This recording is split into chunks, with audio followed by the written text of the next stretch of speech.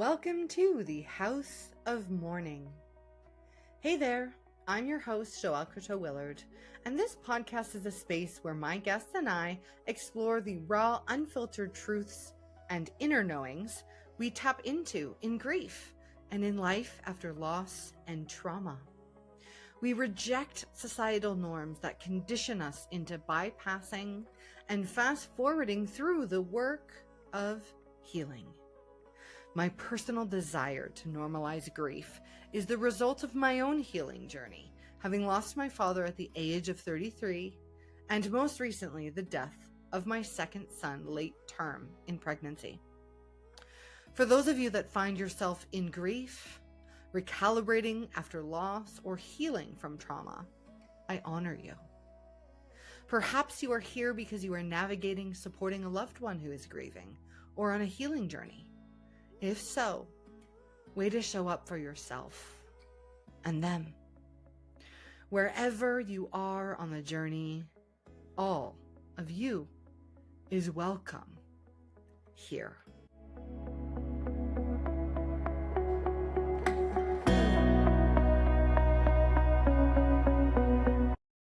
Hello, everyone. Welcome back to the House of Mourning.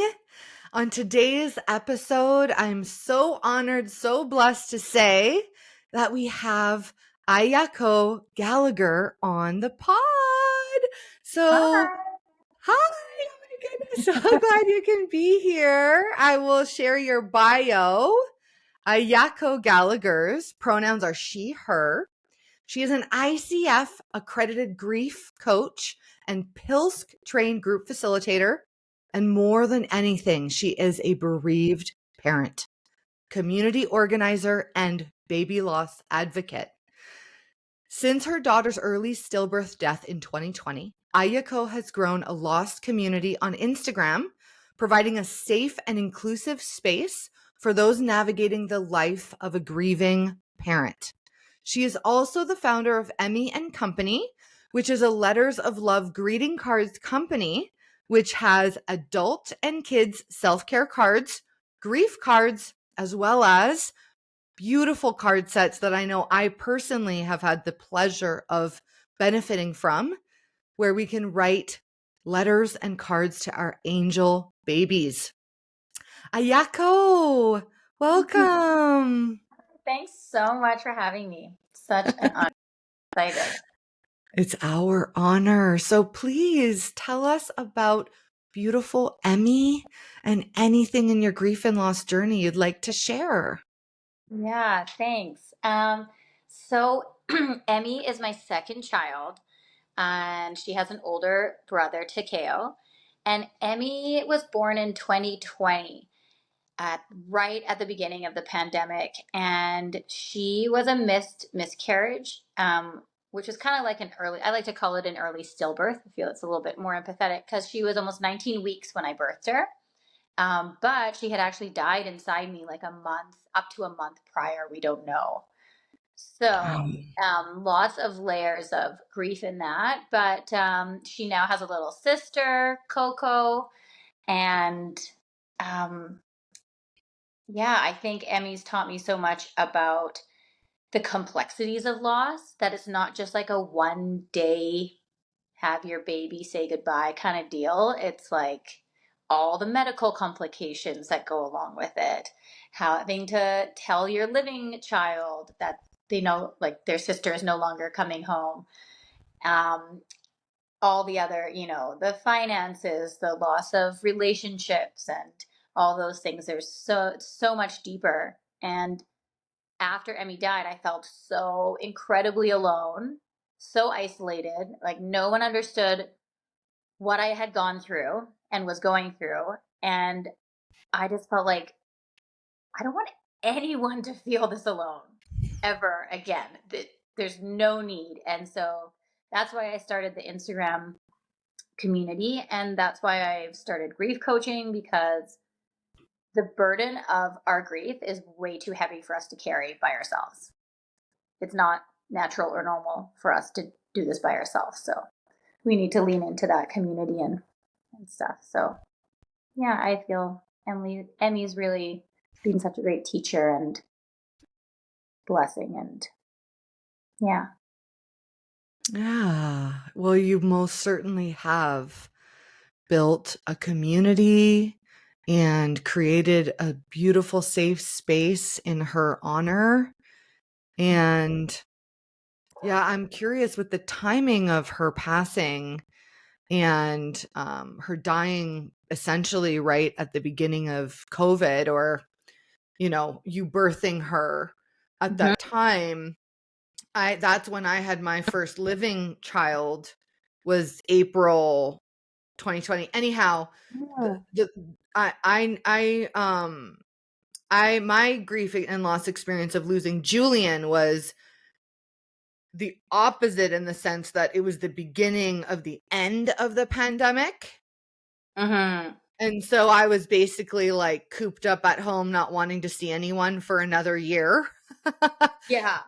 in my grief cave. But I'm curious, losing Emmy during COVID and the pandemic, like, how did that add? I mean, the layers of losing a child in general are infinite, almost, it feels Yeah. like.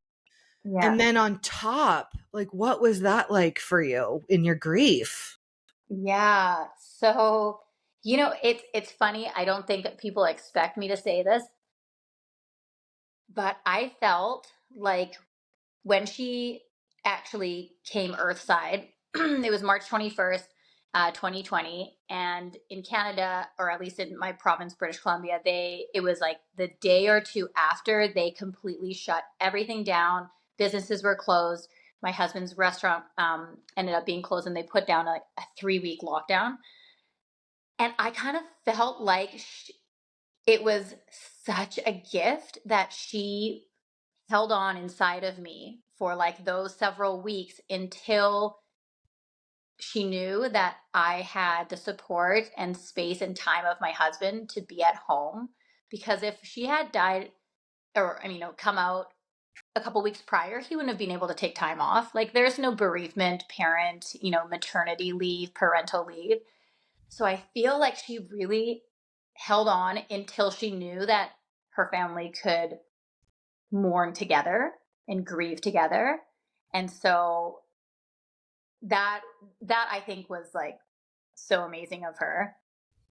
And then it also really sucked because I was in the hospital when they had no idea what to do, what was going on, and I had a lot of blood loss. There was like I lost 44% of my blood, and I had to come back in also with a blood loss and an infection in my uterus because they just like ripped out my placenta and left pieces of tissue in there.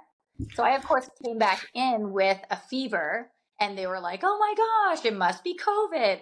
So they put me in an isolation room that wasn't even clean. Like it was just chaos in the hospital, and they forgot about me for 15 hours with no blood transfusion, no support. They're coming in hazmat suits when they did finally come in. And I'm like, someone just help me. And so that was very isolating and lonely because I thought, do I have to stay in this isolation room? Like, what if I do have COVID and I'm by myself for 2 weeks when I want to be at home grieving and comfortable and crying in bed? So that was a whole other layer of loss to deal with the medical system in that like pre-pandemic kind of chaos. Um, and then yeah, not being able to go and out like have my parents over or my friends over to like just sit and be together. It was really isolating.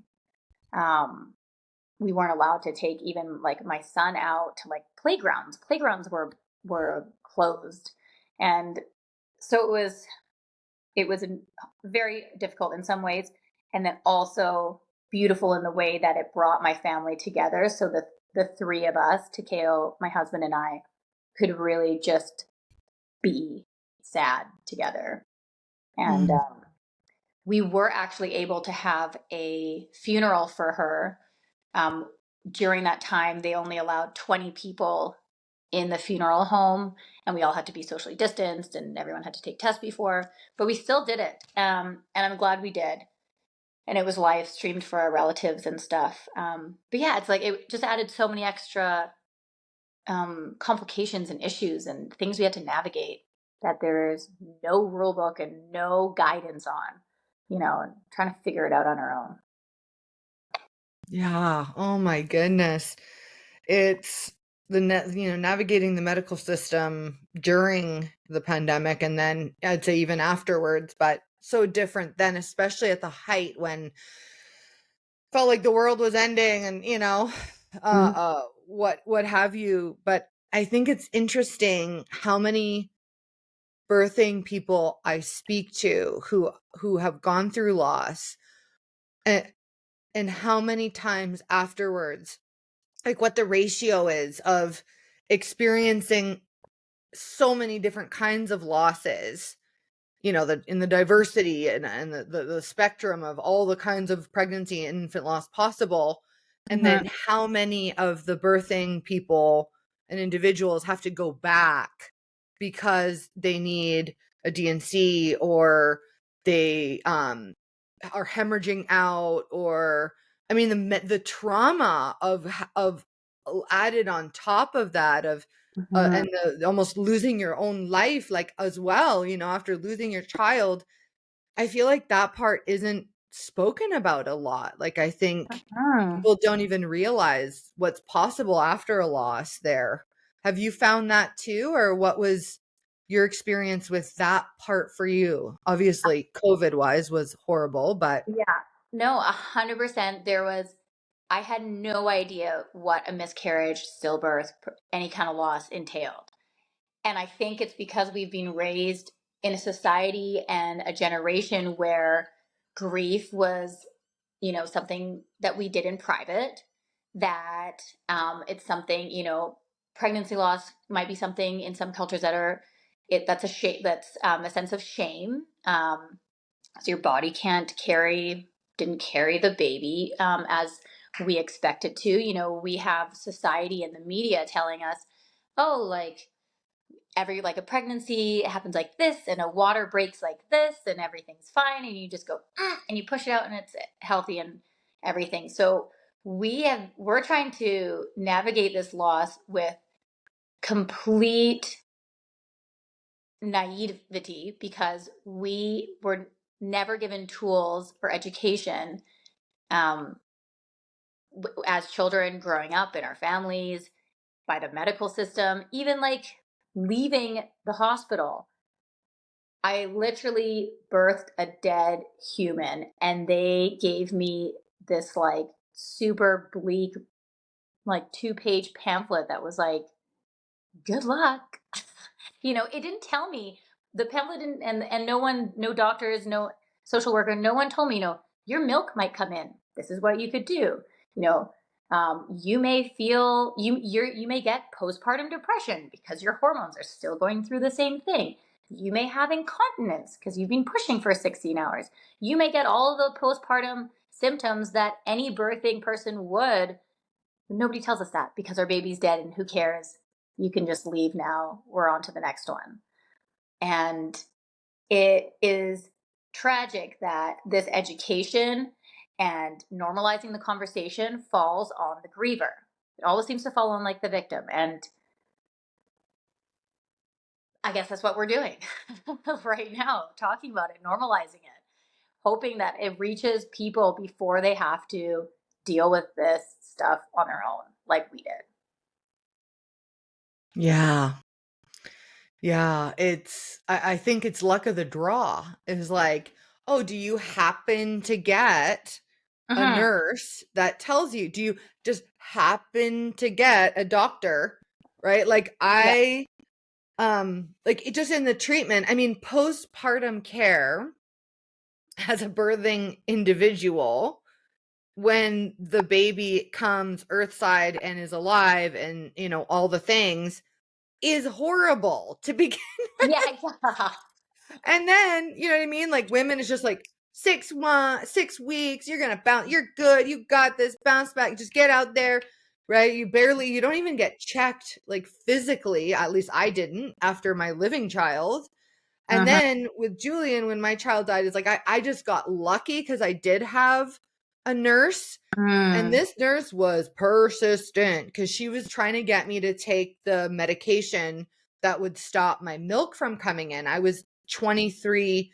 Julian was 23 weeks and 1 day when I gave birth to him, and he had died the day before. Mhm. And I was against it. Like, I was like, I don't want I don't want that medic. I don't, whatever. And she was like, not being weird about it, but she was doing her informed consent, but she was also almost like begging me to take this. Mhm. Mm. And when I finally thought about it more, I was like, you know what? I'm going to take it.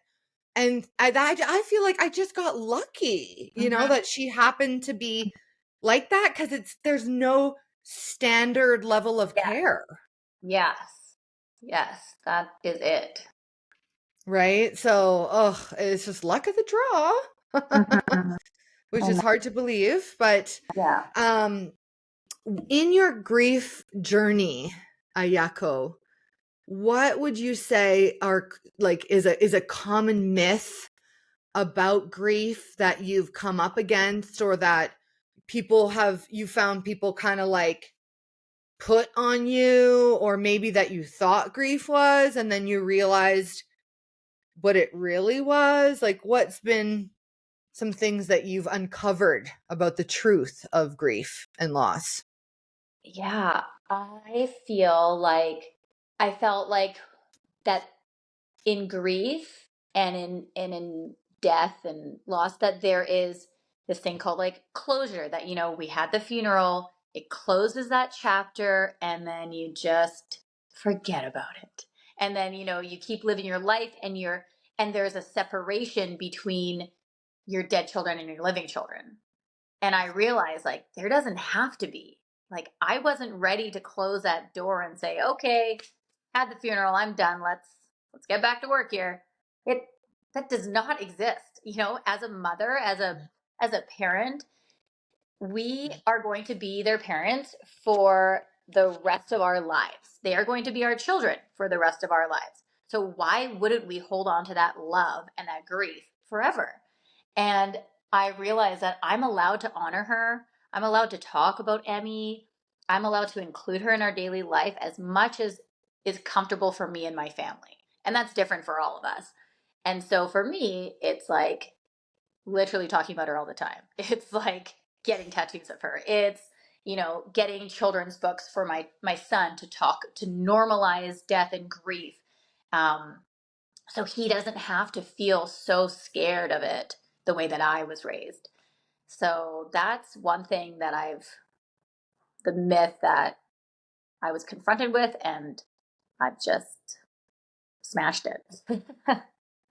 Yeah, it's like we're supposed to just put that entire life experience and human that we Yeah. created into a box and into a drawer, and just like compartmental. Oh, there we go. We're closing the drawer on that child. Now we're gonna Yeah.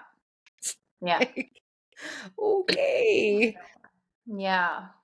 Like And my yet, son can handle is is better equipped to handle real hardships, um, like death and these hard conversations. He was more equipped at 3 years old than I was at like 37, like when it happened. And it's awesome to, and I just feel like it's another gift of Emmy that she's allowing us to live this life fuller and deeper and more emotionally connected than if she hadn't been in it. yeah. And for Takeo, what what have like so because Coco obviously came after Emmy. Mhm. And so for Takeo, because he was 3 then when Emmy died? Yeah, he was like 2.5. Yeah. 2.5. What has his grief journey been? Yeah. So we have been very open, with him, allowing questions, conversations, using age appropriate language, and also not making it fluffy, not saying, oh, Emmy passed away, you know, Emmy was sick. Like, with children, we have to use very like concrete terms. Like her body wasn't working, so her heart stopped and she's no longer alive. She's dead. Or, Mhm. you know, like when if you say to a child like, "Oh, she was sick," then anytime somebody gets sick, a child might think, "I'm sick. Am I going to die? Is mommy going to die because she has a cold?" You know, so we have to be very aware of how we communicate with our children. And he has really, you know, learned at his own pace and with, you know, there's some amazing books and children's resources. I have on my Instagram, I have a highlight just for kids and resources for children dealing with their siblings dying. You know, he'll look at like any hummingbird that comes to us. He's like, "Mommy, it's Emmy. Emmy, hello." You know, Mhm. at a pottery class he was in, he's like, "Oh, I'm gonna make a butterfly today because my sister, she's a butterfly. She's dead, and she comes, she comes to see us as a butterfly sometimes." You know, and the other kids are like, "That's cool," you know, and they just kind of like take it as it is. So he's been able to find, you know, a lot of comfort, I think, in like the connecting with her in the natural world. We celebrate her birthday. He gets a present from his sister. We sing to her. We say goodnight to her every single night. So when I say good night to KO, I love you. Good night, Emmy, we love you. Good night, Coco, we love you. We include her in these micro traditions Mm. that just normalize her as a part of our family. Oh, I just got chills. In that, that's so beautiful. And I think, you know, thank you for sharing about Takeo. And I think it's so interesting how, as adults, and how often young little beings get ripped off of what they are capable of and what their capacity is. Yes, thank you for laying that out there. That is 100%. Yeah. Yeah, yeah, So, because I know when Julian died, we, you know, when we came home from the hospital and we told Axel that his brother had died, and we used the same type of approach, mhm. very similar. And that was recommended to us by a death doula and a therapist, that we Yeah, use direct language yeah, for the same. child's sake, Yeah, for their development, for their healing. And even the like, oh, you know, they went to sleep or they passed yeah, away, or for a child, it's like that can, like you were talking about, of like the sickness and stuff. It can be very scary. It can be very confusing. And when I was pregnant with him, because I was just almost 6 months, every day Axel would kiss my belly mm, and interact with baby, and we hadn't named him.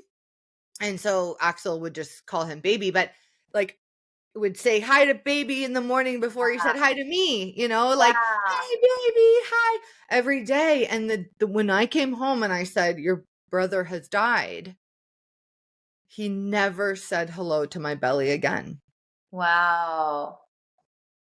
They get it. We need to Mhm. stop like feeling like we have to protect them or shield them. Like that can do more harm. Like, you know, it when they find out later, like, why didn't my parents trust me? You know, like, why wasn't I given that chance to connect with my sibling? Yeah, it's I feel very strongly that it is only beneficial to include the siblings in these like important and hard conversations. Yeah, and I think the trouble for the parents and the bereaved parents is, it is more triggering. This is kind of my take on it. Uh-huh. Might not make sense for everyone. However, it is harder on the grieving parent to do so than Mm, it is to kind of sugarcoat it, to kind of not really explain, to kind of, because I know for me, Axel, for the first 2 months, every day he wasn't saying hi, he wasn't interacting with the baby, mhm. but he was pointing to my belly going, baby, baby. Mm. knowing there wasn't the baby there. And then every day, probably like 10 times a day, I had to say, "No, honey, baby's gone, remember?" Uh-huh. And then he would say, "Yeah, baby died." And that it hurt, it killed me, you know what I'm Yeah. saying? Yeah. But I knew that that was his little brain. He got it, but he needed to hear it again. Yes.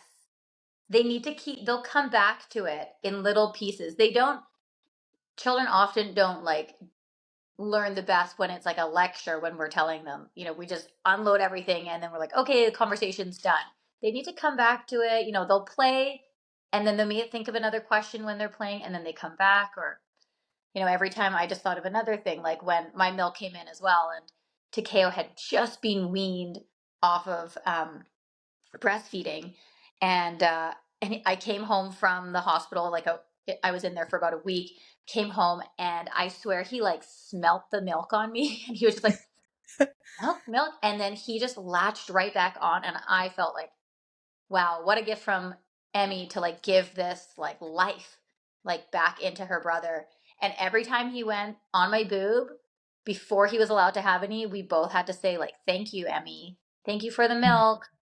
And so he was always reminded of like her presence and also how she's not present, if that makes sense. Wow, oh my goodness. That is beautiful and hard But and yeah, what you're saying, it is so hard. It is, there's nothing easy for a bereaved parent, like that's for sure. And it's all these extra layers of grief that we have to go through. Like the traumatic thing is not just the day we birth them or flush our babies or whatever. It's all these other days and weeks and months and years and situations that we have to mourn. Mhm, mhm. My son will never have, like, I have to mourn that my son will never have the relationship that I expected he will with Emmy, but he's for damn sure going to have a relationship with her. It's just going to look different. Yeah, yeah. Hmm.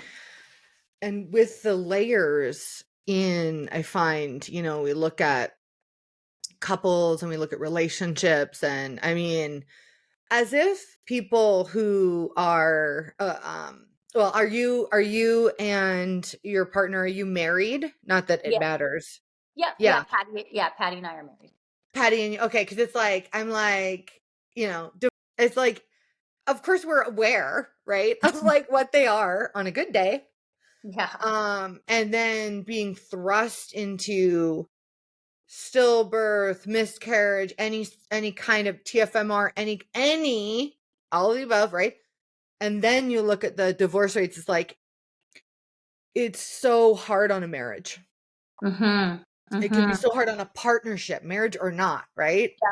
Yeah. Yep. And so I'm just curious what your journey has been like with grief, because partners grieve so differently, and yet I feel like we don't hear about that a lot. And then at the same time, what I'm seeing in with my clients and with community members I've been working with is it can add tension. It Yeah. can create tension and its own complexity. So what has your journey been compared to your partners, compared to Patty's? Mm-hmm. Well, I have to say it's a bit like embarrassing is that I don't feel like I've realized that I wasn't there for him as much as he was there for me. Because I'm like, well, I'm the birthing person. I went through it. You didn't, so like I deserve more sympathy or something. I don't know. And so I'm just thinking like we had our funeral and he's not a big talker. I was like, are you going to say anything at the funeral? He's like, yeah. He's like, I was like, wow, really? He's like, you know what? Like, I feel like, he's like, when you were pregnant with Emmy, I didn't talk to her like when I did with Takeo in your tummy. I didn't tell her I loved her. I didn't tell her like I'm excited. All I talked about was like, I'm worried about our finances. Can we afford this child? Like and he, had to be working more. And he's like, what if she didn't, I didn't even think of this, but he's like, what if she didn't hear her dad saying like how much he loves her and she thought, well, I'm not loved enough, so I'm not going to stay. And he's like, I have to speak at the funeral because I need her to hear the words. that I love her. I need to tell her and I need her to hear it. And oh, I was like, wow, I didn't even know he was holding on to such guilt and shame Mm. and worried about her questioning his love. And I often forget to ask how he's doing. I often forget to check in. And I think I hold him to such a high expectation of understanding exactly what I'm going through and why isn't he showing up for me. And I realize, like, he can't always show up for me in the way that I expect him to, because he has all these other societal pressures, and that he has to be the provider, he has to step up financially, he has to take care of Takeo so mom can be alone in bed, and all these other things. And also, once I release the expectation that he has to understand exactly what I went through, once I realize, like, he will never actually fully understand. Like, he didn't hold death in his body and push it out. He Mm. didn't hold that physical energy. So I can't expect him to fully ever understand. I have to expect that his grief is different.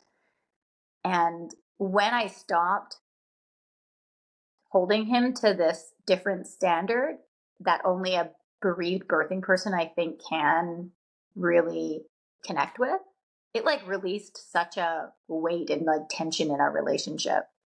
Um, and so, yeah, there have been like really hard times, but I'm so lucky that it has like brought us closer.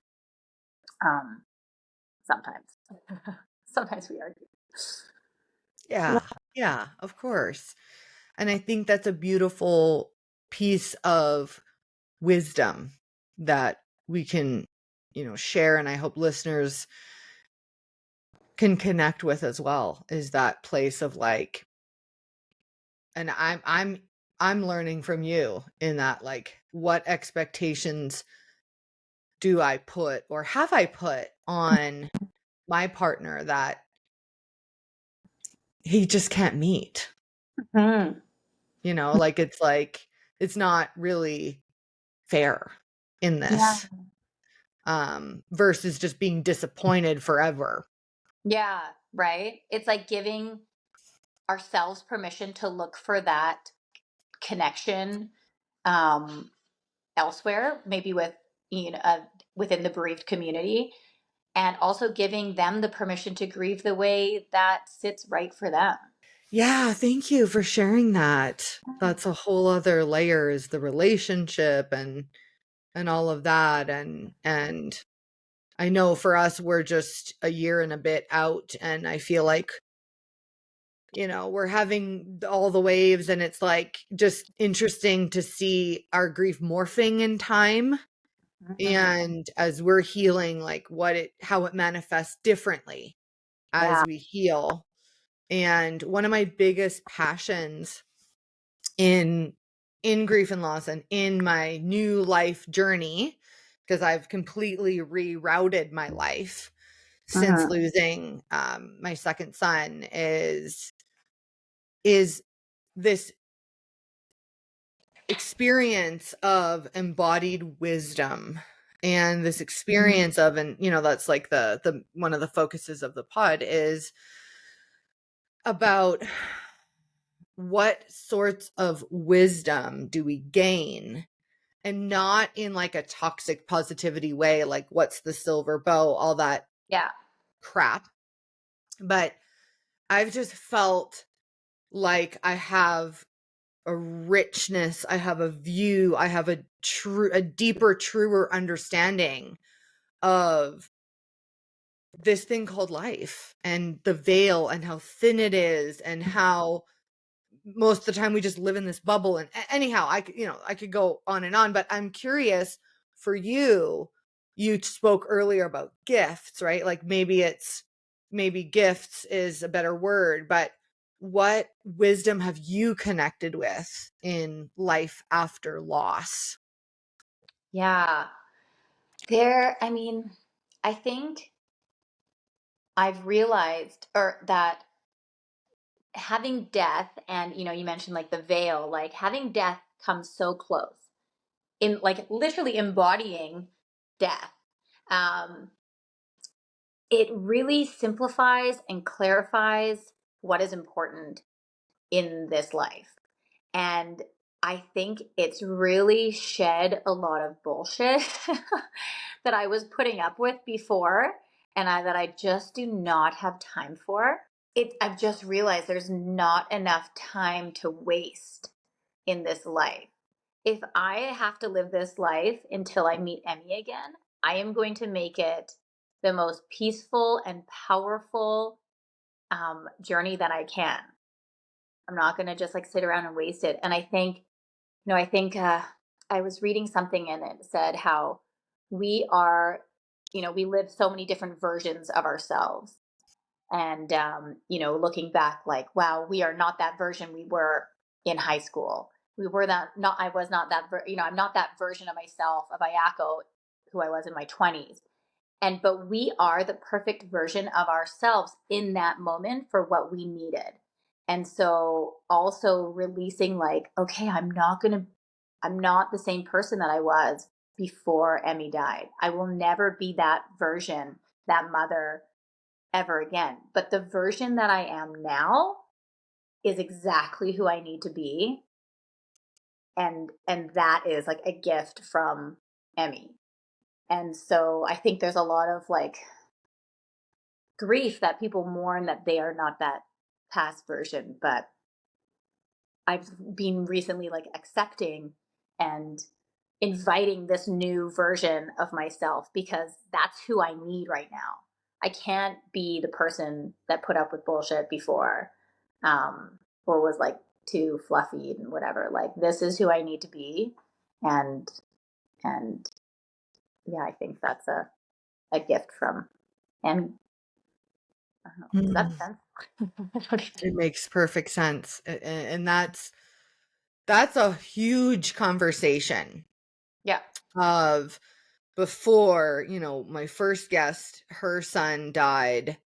My first guest, Kelly Poulos, her son died when he was 18.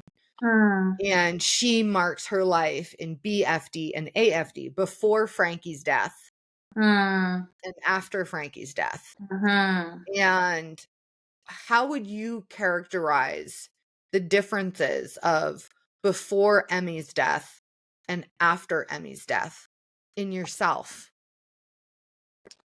Yeah, I after Emmy's death, so before Emmy's death, I wasn't a good support person because I had no idea what grief or death was like. I'd never been close to it. I Before Emmy, I would say those terrible, awkward platitudes, and I would like minimize or try to find a silver lining in people's struggles. And after Emmy's death, I now realize like what grieving people need, I know how to be a better support person. I'm a better listener. I am more empathetic and compassionate. And us, I feel, of like people's grief or struggles, I recognize everyone is on their own journey. She has just made me. It was the worst and hardest thing that's ever happened in my life. Don't get me wrong. There will never be a good reason why she died. And I feel like her death has taught me so many things that I would never have learned without her dying. Or, maybe if she lived, she would have made me a better person too. I don't know. But um, in my situation, how things unfolded, I love the person that I am now. And I only have Emmy to thank for that. Yeah. Yeah, I think you hit the nail on the head there of so much of the journey is what do we do with this new person? Mm-hmm. What do we do with ourselves, this new selves that we don't recognize? And are we caught in that perpetual longing for our baby, our past lives, our past version of ourselves? Or how can we, and embrace, not in like just make the best of it, like crap, but like my favorite word since Julian's death, and I mean, honestly, it was something I've been working on for the 10 years prior, but this concept of surrender. Mm-hmm. You know, like I hate when life gives you lemon, make lemonade. I'm like, no, you can make me the fucking lemonade. Like, I'm not making lemonade today, people. Yeah. I'm not, you know. But my new saying is, when life gives you lemonade, good. When life gives you lemonade, when life gives you lemons, surrender. That's good. Yeah. You know, and that's how I've been able to get to the embracing of Yeah. who I am today. Of like, no, I don't need to go back to. I don't need to Yeah. bounce back to who I was. That's not my norm. That's not I don't need to. That's not the goal. Yeah. No, that's not the goal. Yeah. And you know, and I also don't want to get better, quote Yeah. unquote, Yeah. right? It's like I want to heal, I want to grow through this. And yet it's not this whole like societal pressure to like kind of like what you were describing earlier of like, oh, you know, I've done the funeral now. We're just going to close the Emmy drawer and just march Mm-hmm. on because I'm strong. Mm-hmm. Yeah. Yeah. And like getting better implies that we are currently bad, like inherently bad or Mhm. inherently not good enough. So it's changing, shifting it. I feel like I also want to say, I feel like being able to shift and surrender, I love that term. Um, I feel like it's how ways that we can include our babies in our lives and honor them and continue carrying them in our traditions and rituals allows the weight of the grief to be like a little bit lighter.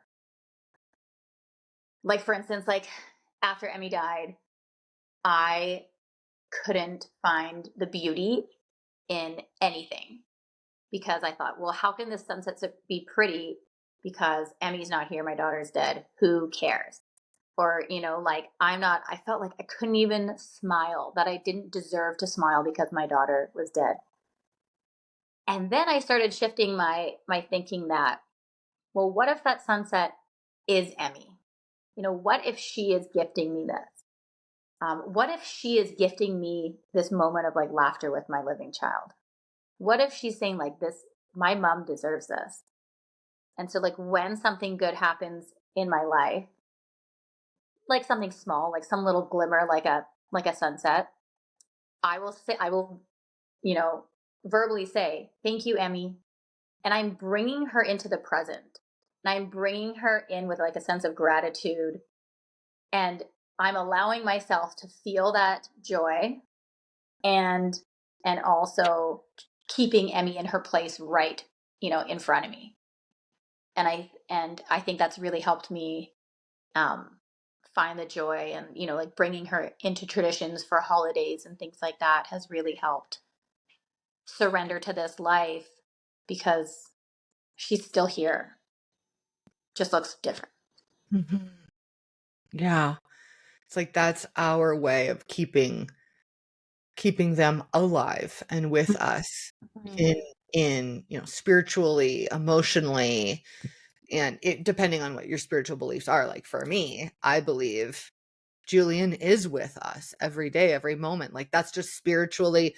I'm not Christian or Yeah, any religion really, but I feel like he's with me. He's anytime I want to talk to him. Now that doesn't just like, oh, it's all good. It's no big deal. No, yeah, it's just like that's just what is, yes, yes, right? Like he's not physically here and that sucks and that's going to suck every day of my life yeah, forever. yeah, And I also feel that ever presence and I can build bonds with him. mm-hmm. Like that's nobody can take that away from me. Like I get to Totally, decide yes, how to build bonds. And I love what you shared and your cards. I mean, your cards, like yeah, formalizing, helping bereaved parents and bereaved people formalize their grief in a beautiful card Mm-hmm. is I mean, it's so amazing. And I do want we'll move to our final question as like, Okay. oh, sad face. Don't want to end. I want you to tell us about where we can find you and all that good stuff in a moment. Yes. I have a lot of my followers and a lot of people that I interact with that ask me and that say they want more and more support and content around and direction around how to be a better community member for bereaved people, for bereaved parents, and for people who have gone through loss, trauma in general, just going through the thick Yeah. of life. What advice do you have for people who want to be better supporters to grievers? Ah, I feel if I'm doing something out of what I feel is expected of me, or because I feel like I have to because yeah, that's what I'm expected of, then I get resentful and I don't do it with like the purest of intentions. If I do what is best for my heart in that moment, and one moment it may be like, okay, I'm going to be a fierce advocate and I'm going to talk to my local hospital and I'm going to, make comfort kits or whatever, then do that if that serves you. And then, the next day, if it doesn't, then don't do it that day. Just making sure that we are honoring our journey and how grief is never linear or easy to understand or easy to navigate. Just doing what feels best for us, because if we're not taking care of ourselves and then we're just trying to um, do what's expected, then we're going to burn out, or we'll get resentful. And I think, yeah, starting small and doing, some people grieve loudly and some people grieve quietly, and either way is good and powerful and useful. I feel people are like, well, I'm not loud like you, like, oh, I'm not doing enough, or I'm not. You don't have to. That's okay. That's why there will always be loud people to be your cheerleader, or to be the voices. Like, just taking care of where you are in that moment. And like, not every griever has to start their own nonprofit or charity or anything. You can volunteer for one, or we don't have to be reinventing the wheel. We can do something small, um, or anonymous, or work towards a bigger cause with some like great charities like PILSC or Push Pregnancy or Measure the Placenta and things like that. But first of all, we have to honor ourselves and our journeys. Yeah, and take off that pressure. Mm-hmm. Like, there's no, like, I think grievers have a lot of pressure to perform, Yeah. to show the world, oh, look at my triumph. And it's like, no, you don't need to do that. You have nothing to prove in your grief. Mm-hmm. It's like, if it's coming through you, right? Like, you started doing pottery. I started doing that was just what was coming through us. It's not, oh, to be a good griever, I have to go pick up a new hobby. Like, you know what I Yeah. mean? It's what is authentic to you. And it's not about the labels and the measuring. It's just like, take that, let's let that all go. Mm-hmm. And it's hard, yeah, to take that pressure off, because also as grievers, we see like the lack in care, the lack in support that we got. And we're like, I don't want anyone else to go through that. It's like, okay, well, the medical system isn't doing it, so now I've got to. And it's a lot for us to take on. It's awesome if we want to take that on, but also just making sure we're taking care of ourselves first. Yeah. And and Yeah. and any small act of like self-care or self-preservation is also an act of love for our children. It doesn't have to be like an outward display. And our kids love us no matter what. They just want to see us happy, at peace, chill. Like, that's all they want. They know they're loved. Yeah. I definitely relate to that. And for someone who's like a sister or a cousin or a best friend or, the outer layers of the community, Mhm, right? So mhm. let's say your best friend had a loss, or your cousin, or just a friend or colleague. What what is most important that you think could support them in, like, how to show up for a Um, griever? yeah, is just stick with it. Don't stop calling. Don't stop texting. Don't stop dropping off little treats at your griever's friend's door. Like, don't stop, and don't be afraid to like name it, and or like to name the grief, or to be like, hey, oh wow, here's this flower. I just thought of Emmy today. Just want to let you know. We will never forget about our babies. We'll never be like triggered. If like it makes us cry, it's a good thing. Like, we want people to remember our baby. Just don't stop if we don't always reply. We still appreciate it. Hmm. Pushing against that, there's a time limit, this belief around there's a time limit of 1 to 2 months, and then it's kind of like peace, like you must be better by now. Yeah. Pushing up against that of like, keep with them. Yeah. Yeah. And they're people that they lost. Hmm. Hmm. Yeah. That's so important. And I think very, very helpful. So thank you for your time and all of that you do. And tell us, where can we connect with you? Where can the listeners, where can they find you? Maybe a little shout out for your rose petal event next year. Anything you Yeah. want to say about connecting with you for grief coaching? Yeah, so I you will always find me on Instagram. I'm always on my Mamas Matter Here page. It's a really beautiful community if anyone is not a part of it yet. And every year we do a rose petal tribute.